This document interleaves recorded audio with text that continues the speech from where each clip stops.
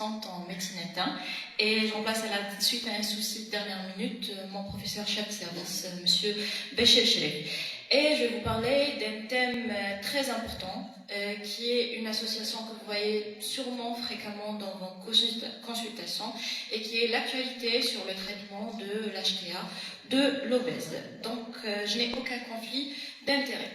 Pour commencer, je vais vous donner déjà quelques chiffres alarmants. Comme vous savez très bien que l'obésité est en constante croissance démographique et que sa prévalence dans le monde atteint les 2,5 milliards d'adultes atteints qui souffriraient de surpoids, dont 890 millions sont en réalité obèses. Et plus de la moitié de ces personnes obèses présenteraient de l'HTA, versus 20% quand même chez les personnes qui ont un poids normal. Donc ce sont les derniers chiffres avancés par l'Organisation mondiale de la santé et qui quand même nous donnent à réfléchir.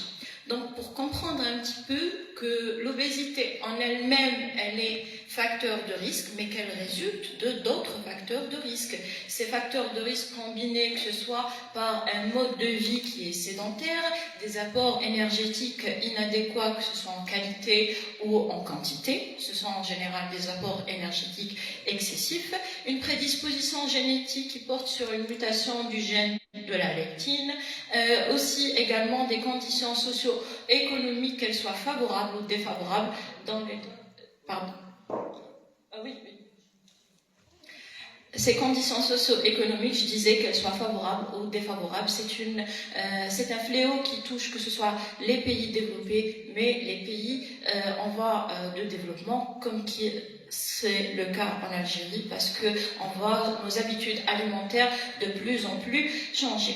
Et étant donné que cet état d'obésité est un facteur de risque en lui-même, en réalité, ça va donner des conséquences considérables, qui est un syndrome métabolique qui est sévère, avec des atteintes cardiovasculaires, également des atteintes cardiovasculaires, une apnée obstructive du sommeil, un thème qui va être abordé en long et en large avec le professeur Damen Debih par la suite.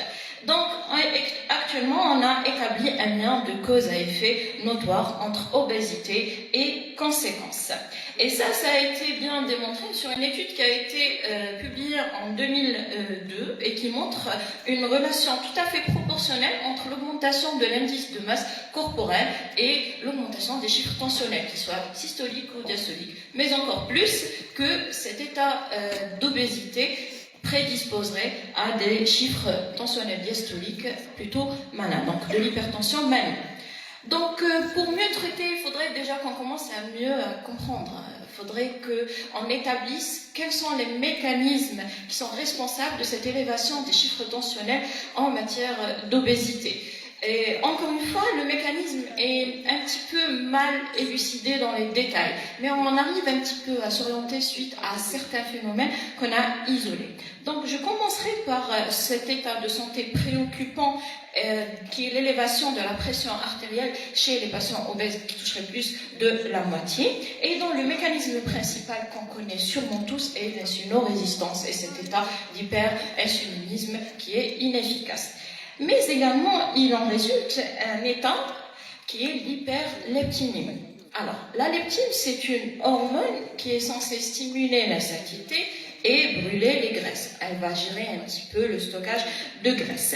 Ce qui va se passer, c'est que cette adiposité abdominale, cet excès de graisse viscérale, va agir à son propre compte. Et il va y avoir une hypersécrétion de cette hormone et qui va un petit peu venir déséquilibrer les choses contre les hormones orexigènes. Notamment, ce qui va se passer, c'est que ça va stimuler la réabsorption de sodium au niveau rénal. Et qui dit sodium dit automatiquement réabsorption d'eau qui va accompagner ce phénomène. Donc on aura une expansion volumique. Également, il va y avoir un phénomène de feedback sur le tubule glomérulaire qui va être inhibé et qui va induire un signal de vasodilatation. Ce signal de vasodilatation va aggraver ce phénomène de réabsorption de sodium rénal et cette expansion volimique conduisant à un état d'hyperfiltration. Donc, ce qui va expliquer un petit peu l'hyperfiltration chez les patients, chez le rein des patients obèses. En plus de ça, il va exister dans cette obésité un état de dépôt de graisse qui est tissulaire. Et cet état de dépôt de graisse tissulaire agit également à son propre compte. Ce qui va se passer, c'est que ça va diminuer un des mécanismes régulateurs de la tension artérielle, qui est le baroréflexe. Cette sensibilité de baroréflexe va baisser, conduisant à une élévation des chiffres tensionnels et aux complications cardiovasculaires. Donc, je vous propose également un modèle hypothétique sur ce qui est de l'atteinte viscérale de l'obésité et l'élévation de l'aldostérone qui vont par la suite avoir des conséquences, que ce soit sur l'hyperleptinémie, la surstimulation du système rénine, aldostérone, et aussi sur l'effet cardiovasculaire, que ce soit des modifications fonctionnelles ou morphologiques, par exemple sur l'hypertrophie myocardique et le remodelage ventriculaire, également sur la dysfonction endothéliale qui est premium movens dans l'atteinte vasculaire, et également cet état de réabsorption du sodium conduisant tous à l'élévation des chiffres tensionnels. Donc, sur ces bases-là, qu'on a actuellement bien en tête, qu'on a assez bien énumérées, comment allons-nous traiter? Pour commencer, il faudrait déjà agir sur le mode de vie, c'est le lifestyle management. Et en agissant sur le mode de vie, on va avoir une petite stratégie qui est quand même assez bien codifiée. On va agir déjà sur la perte de poids en allant promouvoir cette activité physique qui est une activité physique efficace, censée donner du résultat pour pouvoir contrôler le poids du patient. On va agir également en second plan sur l'apport énergétique, donc l'apport alimentaire, que ce soit en quantité et qualité. Une des règles qui fonctionne très bien, c'est la règle des 5 fruits et légumes. Ça permet un petit peu de facilité et d'avoir des objectifs plus ou moins réalistes quant à l'assiette de nos patients obèses. Il faudrait quand même privilégier la consommation de bonnes protéines et la consommation de fibres.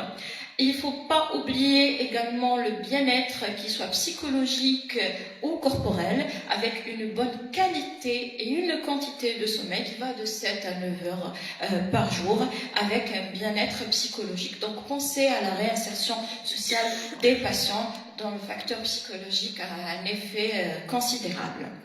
Effectivement, sur cette méta-analyse qui va de 1998 jusqu'à 2022, il a été démontré l'effet de la perte de poids, donc la baisse de l'indice de masse corporelle, sur les changements des chiffres tensionnels où la différence était significative presque à chaque fois.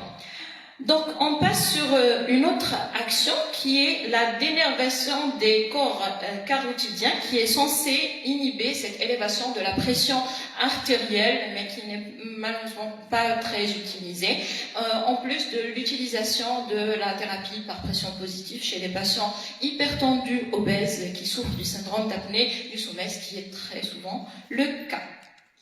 Enfin, on avait dit que le baroréflexe, un des mécanismes principaux dans la régulation de la pression artérielle, il était diminué dans le cas chez ces patients hypertendus obèses.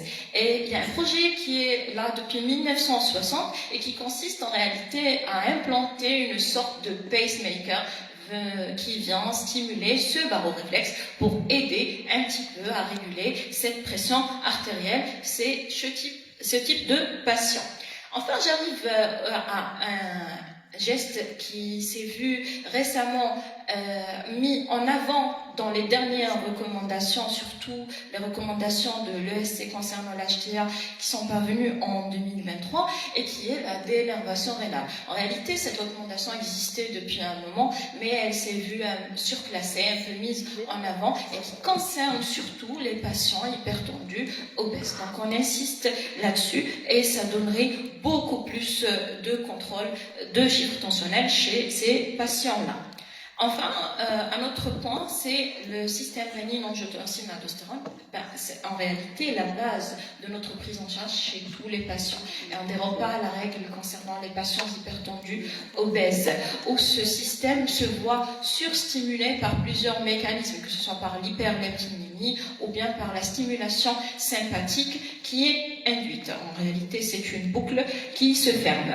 Donc, classiquement, on va donner des bloqueurs de minéralocorticoïdes et qui se sont vus au cours des études, elles se sont en réalité révélées plus efficaces chez les femmes, tandis que chez les hommes, ça donnait beaucoup moins de résultats. On préférait les antagonistes des récepteurs adrénergiques. Mais j'attire l'attention sur une des molécules malheureusement dont on ne dispose pas, c'est la liskirène, qui est un bloqueur de la rénine. Et dans cet essai randomisé en double aveugle, qui a porté sur un outcome de 52 semaines chez les patients ayant bénéficié de cette thérapie versus un autre bras qui a été traité par une des molécules les plus préférées dans la prise en charge de l'hypertension artérielle, qui est l'hydrochlorothiazide, où à chaque fois, celui-ci faisait mieux que l'hydrochlorothiazide, avec une différence qui est significative. Donc tout ça, ça a été par rapport à la prise en charge de l'HTA elle-même. Et je voudrais passer à la pierre angulaire en réalité de la prise en charge de l'HTA chez les personnes obèses, qui est la prise en charge de l'obésité. Donc dans un essai qui a visé à évaluer et à voir comment se passait la prise en charge des patients hypertendus obèses par des praticiens, par l'European Society of Hypertension dans ses centres de référence, on a vu que ces praticiens, en réalité, à chaque fois avaient recours, dans plus de la moitié des cas environ, à un diététicien pour prendre en charge cette obésité, qu'ils proposaient des régimes ou bien des attitudes qui étaient de plus en plus personnalisées au profil de leurs patients, et également à l'utilisation d'une des molécules les plus phares actuellement dans la prise en charge de tout ce qui est syndrome métabolique, qui sont les analogues GLP-1, et qui étaient à la fois prescrites chez les patients obèses diabétiques et non diabétiques. Donc c'est le point de divergence qui actuellement, auquel on arrive actuellement, c'est que cette molécule se révèle encore très efficace chez les patients qui sont en surpoids ou en obésité, parce qu'elle aiderait à réduire la graisse viscérale, qu'elle soit abdominale ou viscérale. Encore mieux, ces analogues GLP-1, dans cet essai, on a trouvé que ça faisait même effet dans les HTA résistantes. Situation dans laquelle on arrivait souvent à ne pas équilibrer les patients obèses et qui présentaient dans beaucoup de cas cette HTA résistante et qui étaient polymédiqués. Donc ça aidait à réduire le poids et à améliorer les chiffres tensionnels, même à arriver aux objectifs que l'on vise. Donc, par plusieurs mécanismes, ces analogues GLP-1 en association ou seuls pouvaient aider à équilibrer les chiffres tensionnels chez nos patients, déjà en réduisant cet indice de masse corporelle ou bien en ayant un effet bénéfique sur les organes, notamment en matière de protection cardio-rénale, ce qui est en réalité le but. Et encore dans l'optique de la prise en charge de cette obésité chez les patients hypertendus obèses, j'arrive à un point de divergence actuellement qui est la chirurgie bariatrique. La chirurgie bariatrique s'est vue de plus en plus ces dernières années, on a mis l'accent dessus, étant donné qu'elle avait des résultats assez prometteurs, comme dans cet essai randomisé qui a porté sur 100 patients et qui a vu ces patients, comment ils avaient évolué au bout de 5 ans. Il faut savoir que dans cet essai, les 2/3 des patients étaient des femmes, et on est arrivé tout de même, pour le bras qui ont bénéficié d'une chirurgie bariatrique, à avoir des résultats sur plusieurs points. Que ce soit la diminution de la consommation médicamenteuse dans le traitement de l'HTA, la réduction de leur chiffre tensionnel, environ la moitié était arrivée aux objectifs, et encore la réduction de l'IMC. Donc on était arrivé à passer en dessous de la barrière des 30 kg par mètre carré, donc on était en dessous du seuil de définition de l'obésité. Résultat, moralité des choses, il faudrait oser en réalité prescrire cette chirurgie bariatrique chez les patients qu'on n'arrive peut-être pas à gérer en temps normal. Enfin, pour conclure, l'obésité, surtout lorsqu'elle est associée à la présence de graisse extra-abdominale et tissulaire, représenterait un réel facteur d'élévation de tension artérielle et d'atteinte viscérale, notamment cardiovasculaire. Cette HTA est initiée par plusieurs mécanismes qui agissent en collaboration, on va dire, et pour mieux la prendre en charge, il faudrait déjà mieux les comprendre. J'axe ma prise en charge sur le traitement de l'obésité en elle-même en privilégiant l'utilisation des analogues GLP-1 et enfin doser également l'utilisation ou la prescription de la chirurgie bariatrique. Et sur ce, je vous remercie beaucoup. Merci.